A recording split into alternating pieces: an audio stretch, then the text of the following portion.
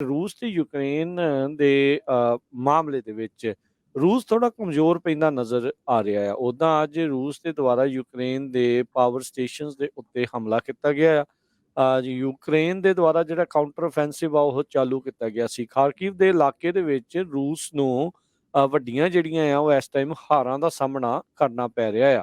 ਇੱਥੋਂ ਤੱਕ ਕਿ ਵੀ ਰੂਸੀ ਫੌਜੀ ਕਹਿੰਦੇ ਆਪਣੇ ਹਥਿਆਰ ਸੁੱਟ ਕੇ ਉੱਥੋਂ ਭੱਜ ਰਹੇ ਆ।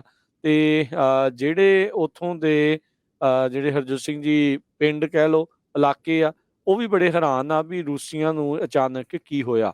ਇੱਥੋਂ ਤੱਕ ਕਿ ਰੂਸ ਦਾ ਜਿਹੜਾ ਸਟੇਟ ਮੀਡੀਆ ਆ, ਉਸ ਦੇ ਵਿੱਚ ਵੀ ਇਹ ਜਿਹੜੇ ਸਵਾਲ ਆ ਉਹ ਲਗਾਤਾਰ ਚੁੱਕ ਹੋ ਰਹੇ ਨੇ ਹੁਣ, ਜਿਹੜਾ ਕਿ 100% ਪੁਤਿਨ ਦੇ ਅਧੀਨ ਜਿਹੜਾ ਕਹਿ ਲਓ ਵੀ ਉਹ ਚੱਲਦਾ ਆ ਵੀ ਇੰਨੀ ਲੰਬੀ ਜਿਹੜੀ ਲੜਾਈ ਦਾ ਆਪਾਂ ਨੂੰ ਕੋਈ ਫਾਇਦਾ ਹੈ ਜਾਂ ਨਹੀਂ ਹੈ। ਸੋ ਰੂਸ ਦੇ ਕਿਤੇ ਨਾ ਕਿਤੇ ਕਈ ਥਾਵਾਂ ਦੇ ਉੱਤੇ ਜਿਹੜੇ ਦੰਦ ਆ ਉਹ ਖੱਟੇ ਹੋ ਰਹੇ ਨੇ। ਸੋ ਜੀ, ਖਾਰਕਿਵ ਬਿਲਕੁਲ। ਇਲਾਕੇ ਦੇ ਵਿੱਚ ਯੂਕਰੇਨੀਅਨ ਕਾਊਂਟਰ ਔਫੈਂਸਿਵ ਦੇ ਚੱਲਦਿਆਂ ਰੂਸ ਵਾਲੇ ਜਿਹੜੇ ਉੱਥੋਂ ਕਈ ਫੌਜੀ ਆ ਉਹ ਛੱਡ ਕੇ ਭਗੌੜੇ ਹੋ ਰਹੇ ਨੇ, ਭੱਜ ਰਹੇ। ਜੀ। ਕਾਈਵ ਜਿਹੜਾ ਸ਼ਹਿਰ ਆ, ਉੱਥੋਂ ਰਸ਼ੀਅਨ ਫੌਜੀ ਭੱਜ ਗਏ। ਬਹੁਤ ਸਾਰਾ ਏਰੀਆ ਯੂਕਰੇਨ ਵਾਲਿਆਂ ਨੇ ਆਪਣੇ ਕਬਜ਼ੇ ਦੇ ਵਿੱਚ ਲੈ ਲਿਆ ਆ। ਕਹਿੰਦੇ ਵੀ ਯੂਕਰੇਨ ਦੀ ਮਿਲਟਰੀ ਨੇ 3000 ਸਕੁਅਰ ਕਿਲੋਮੀਟਰ, ਜਿਹੜਾ ਕਿ 12,000 ਸਕੁਅਰ ਮਾਈਲ ਬਣਦਾ ਆ, ਉਹ ਇਸ ਮਹੀਨੇ ਵਾਪਸ ਲੈ ਲਿਆ ਹੈਗਾ ਆ। ਬ੍ਰਿਟੇਨ ਦੀ ਡਿਫੈਂਸ ਮਿਨਿਸਟਰੀ ਬੈਕਅਪ ਕਰ ਰਹੀ ਹੈਗੀ ਆ। ਯੂਕਰੇਨ ਨੇ ਉਹਨਾਂ ਦਾ ਇੱਕ ਜਨਰਲ ਵੀ ਪਿਛਲੇ ਦਿਨਾਂ 'ਚ ਫੜਿਆ ਸੀ। ਸੋ ਰਸ਼ੀਅਨ ਫੌਜੀ ਉੱਥੋਂ ਭੱਜ ਰਹੇ ਆ।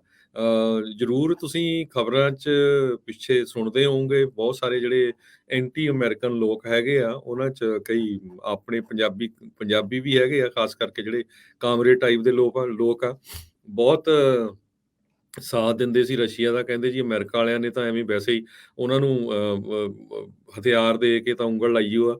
ਤੇ ਹੁਣ ਦੇਖ ਲਓ ਵੀ ਯੂਕਰੇਨ ਵਾਲੇ ਐਨ ਸ਼ਰੇਆਮ ਥਾਪੀਆਂ ਮਾਰ ਰਹੇ ਆ। ਯੂਕਰੇਨ ਦੇ ਪ੍ਰੈਜ਼ੀਡੈਂਟ ਨੇ ਜਿਹੜੇ ਆ, ਉਹਨਾਂ ਨੇ ਆਪਣੇ ਫੇਸਬੁੱਕ ਪੇਜ ਦੇ ਉੱਤੇ ਕਿਹਾ ਆ ਵੀ ਹਜੇ ਵੀ ਤੁਸੀਂ ਸੋਚਦੇ ਆ ਸਾਨੂੰ ਇੰਟੀਮੀਡੇਟ ਕਰ ਸਕੋਗੇ, ਸਾਨੂੰ ਤੋੜ ਸਕੋਗੇ, ਜਾਂ ਸਾਨੂੰ ਧੱਕੇ ਨਾਲ ਕਹਿ ਸਕੋਗੇ ਵੀ ਜੀ ਆਪਣੀ ਹਾਰ ਮੰਨ ਲਓ।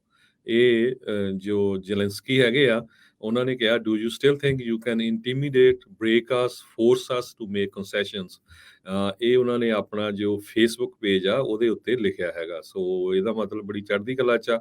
ਸੋ ਅਮਰੀਕਾ ਨੇ ਜਿੰਨਾ ਉਹਨਾਂ ਦਾ ਸਾਥ ਦਿੱਤਾ ਆ, ਉਹਦੇ ਨਾਲ ਹੀ ਇਹ ਸਾਰਾ ਕੁਛ ਕਰ ਸਕੇ ਆ। ਨਹੀਂ ਤਾਂ ਕਿੱਥੇ ਦੇਖੋ ਪਈ, ਰਸ਼ੀਆ ਦੁਨੀਆ ਦੀ ਐਡੀ ਵੱਡੀ ਤਾਕਤ ਤੇ ਯੂਕਰੇਨ ਇੱਕ ਛੋਟਾ ਜਿਹਾ ਮੁਲਕ, ਤੇ ਜਿਨ੍ਹਾਂ ਨੇ ਉਹਨਾਂ ਦੇ ਨਾਸੀ ਧੂੰਆਂ ਦੇ ਦਿੱਤਾ ਇਸ ਵੇਲੇ ਜੇ ਦੇਖਿਆ ਜਾਵੇ। ਬਿਲਕੁਲ ਜੀ, ਨੋ ਡਾਊਟ ਕਈ ਮਹੀਨੇ ਫਰਵਰੀ ਤੋਂ ਰੂਸ ਨੇ ਜਿਹੜਾ ਹਮਲਾ ਹੈ ਆਪਣਾ ਤਾਬੜਤੋੜ ਤੇਜ਼ ਜਿਹੜਾ ਰੱਖਿਆ ਸੀਗਾ ਯੂਕਰੇਨ ਦੇ ਵਿੱਚ।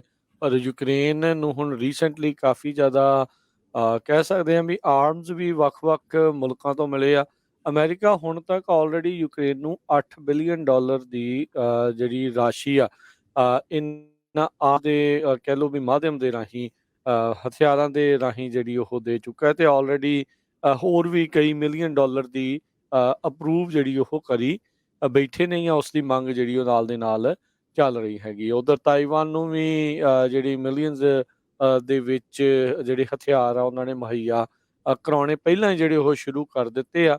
ਰੀਜ਼ਨ ਉਸ ਦੇ ਵਿੱਚ ਆ ਵੀ ਪਤਾ ਨਹੀਂ ਚਾਈਨਾ ਵਾਲਿਆਂ ਦਾ ਜਿਹੜਾ ਪੰਗਾ ਆ ਤਾਈਵਾਨ ਦੇ ਵਿੱਚ ਜਿਹੜਾ ਉਹ ਨਾ ਪੈ ਜਾਵੇ, ਕਿਉਂਕਿ ਰੀਸੈਂਟਲੀ ਨੈਂਸੀ ਪਲੋਸੀ ਹਾਊਸ ਦੀ ਜਿਹੜੀ ਸਪੀਕਰ ਆ ਉਸਨੇ ਜਿਹੜਾ ਉੱਥੇ ਜਾ ਕੇ ਦੌਰਾ ਜਿਹੜਾ ਉਹ ਕੀਤਾ ਸੀਗਾ ਤਾਈਵਾਨ ਦਾ।